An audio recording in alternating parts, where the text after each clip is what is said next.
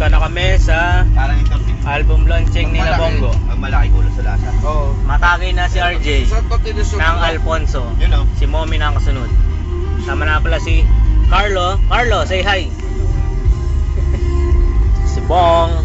Si Otes. Si Otes. Tsaka ako nga pala. Parang pasan mo nga ito. Rugis.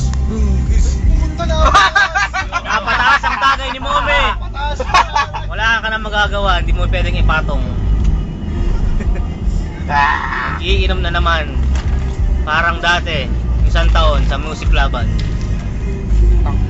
Sabihin parang pagdating doon. Biyahe pa lang, lasing na.